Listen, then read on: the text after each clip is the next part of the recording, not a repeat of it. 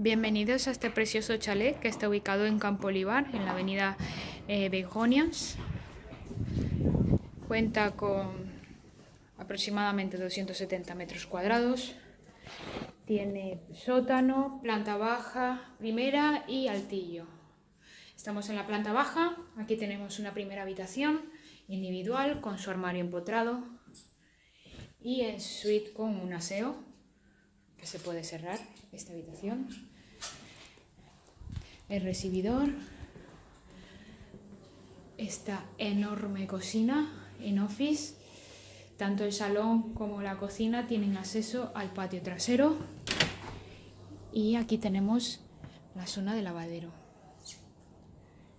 La vivienda tiene varias terrazas y tiene un pequeño jardín delantero y trasero. Aquí, como podéis ver, está la zona de barbacoa,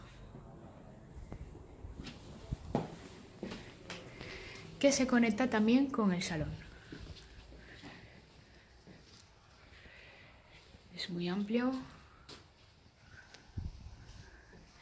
Y aquí tenemos el patio trasero al que se puede acceder a las zonas comunes de la urbanización, que es la piscina. ¿Vale?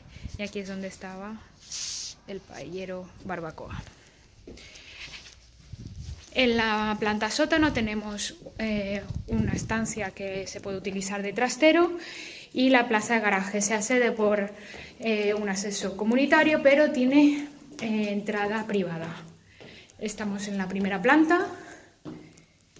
Aquí tenemos una habitación con un pequeño armario empotrado, también exterior, y al lado un baño completo con bañera.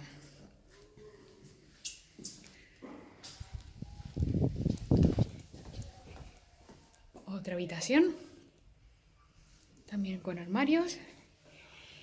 Tanto esta como la habitación principal tienen acceso a la terraza, que está en esta planta.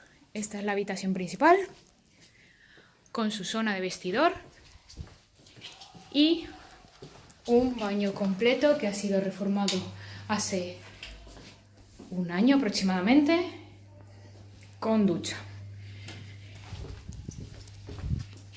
Y aquí tenemos la terraza que da a esta planta. En la planta superior, que es el altillo, encontramos una última habitación doble que actualmente se utiliza de oficina. Si estáis interesados en visitar esta vivienda, por favor, contactarlos por la web o llamarnos al teléfono. Muchas gracias.